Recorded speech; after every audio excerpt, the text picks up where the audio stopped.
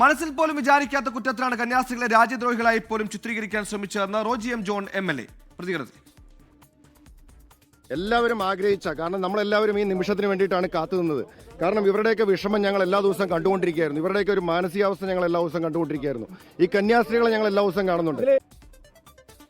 BJPക്ക് കേരളത്തിലും ഛത്തീസ്ഗഡിലും രണ്ട് നയമെന്ന് ചാണ്ടി ഉമ്മൻ MLA പ്രതികരിച്ചു. സന്തോഷമാണ്. ഈ ഒരു എഫേർട്ട് ലീഡ് ചെയ്തത് റോജിയാണ്. കഴിഞ്ഞ 9 ദിവസമായി അദ്ദേഹം ഇവിടെ നിന്ന് ഇതിനുവേണ്ടി പ്രവർത്തിച്ചു. അതുപോലെ തന്നെ എല്ലാവരും അവരുടെ ശ്രമങ്ങൾ നടത്തി. ഛത്തീസ്ഗഡിലെ കോൺഗ്രസ് കഴിഞ്ഞ 5 ദിവസമായിട്ട് ഇവിടെ സമരമാണെന്നാണ് ഞാൻ മനസ്സിലാക്കുന്നത്.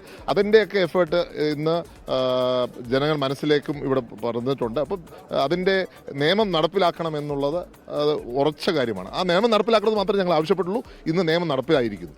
കേരളത്തിലൊരു നയം, ഛത്തീസ്ഗഡിലൊരു നയം, ഡൽഹിയിലൊരു നയം, 3 നയമാണ്. എന്നിട്ട് പറയുക എന്താണ് ബാക്കിയുള്ളവർ ചെയ്തെന്ന് പറഞ്ഞാൽ എന്ത് ചെയ്യാൻ പറ്റും? ഇവിടെ യാത്രാ സൗകര്യം ഏതൊരു ഭാരതീയൻ്റെ അവകാശമാണ്. ആ ഭാരതീയൻ്റെ അവകാശത്തെ കടന്നു കയറുന്ന രീതിയിലാണ് ഇവിടെ അറസ്റ്റ് ചെയ്യപ്പെട്ടിരിക്കുന്നത്. അവരുടെ എല്ലാ അവകാശങ്ങളും ലംഘിച്ചുകൊണ്ടാണ് ഇത്രയും ദിവസം ജയിലിൽ കിടന്നത്. ഇന്ന് നമുക്ക് സന്തോഷം ഉണ്ടെങ്കിൽ പോലും ഇതൊരു ഖേദം ഉള്ള ദിവസം കൂടിയാണ്. കാരണം 9 ദിവസം ഇവർ എന്തിനു വേണ്ടി കിടന്നു? രാജ്യദ്രോഹ കുറ്റമാണ് ചുമത്തിയിരുന്നത്. കള്ളക്കേസിൽ കുടുക്കി പുരോഹിതരെ ജയിലിൽ അടക്കുന്നത് സ്ഥിരം സംഭവമെന്ന് ജോൺ ബ്രിട്ടാസ് MP പ്രതികരിച്ചു. ഇത് വ്യാജ കേസ് മാത്രമല്ല, യഥാർത്ഥത്തിൽ ഇവിടെ കഴിഞ്ഞ ഒരു ഏതാനും വർഷങ്ങളായിട്ട് ആയിരക്കണക്കിന് കേസുകൾ, ഇതാ എന്റെ അടുത്തേക്ക് ഒരു പാസ്റ്ററാണ്, ഇവർക്കെതിരെയൊക്കെ ആയിരക്കണക്കിന് കേസുകളുണ്ട്. ഇവരുടെ സ്ഥാപനങ്ങൾ ഇപ്പോഴും ഭീഷണിയിലാണ്. ഒരു സ്കൂൾ അടിച്ചു തകർത്തു. അത് മാത്രമല്ല, ഇന്നുകൂടി ഇവിടെ പ്രചരിക്കുന്ന യഥാർത്ഥത്തിലുള്ള പോസ്റ്ററുകൾ എന്താണ്?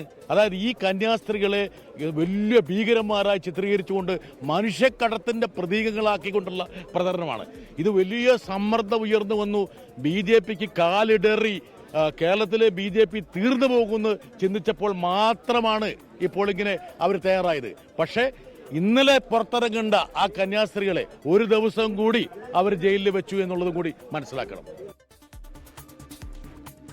അല്പമെങ്കിലും നീതിബോധമുണ്ടെങ്കിൽ ഛത്തീസ്ഗഡ് സർക്കാർ ഈ കേസ് റദ്ദാക്കണമെന്ന് AICC general secretary KC Venugopal പ്രതികരിച്ചു.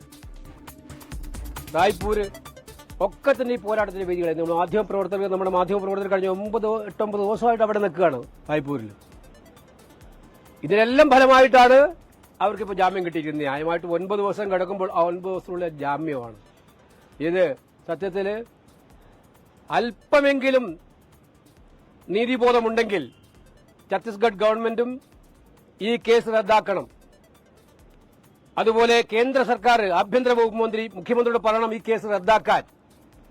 ആ നടപടിയാണ് ഇനി ആവശ്യമായിട്ടുള്ളത്. ഒരുപാട് കല്ലേറ് കൊണ്ടിട്ടും കന്യാസ്ത്രീകളെ മോചിപ്പിക്കുന്ന ദൗത്യത്തിൽ നിന്ന് BJP കേരള ഘടകം പിന്നോട്ട് പോയില്ലെന്ന് ഷോൺ ജോർജ് പ്രതികരിച്ചു. എത്രയേറെ കല്ല് ഏറ് ഞങ്ങൾ കൊണ്ടു, എത്രയേറെ ചെളിവാരി ഏറ് ഞങ്ങൾ കൊണ്ടു. പക്ഷേ ഏറ്റെടുത്തൊരു ദൗത്യത്തിൽ നിന്നും രാജീവ് ചന്ദ്രശേഖർ പുറകോട്ട് പോകുകയുമില്ല. അത് അദ്ദേഹത്തിൻ്റെ നിയോഗമായിരുന്നു, തീരുമാനമായിരുന്നു.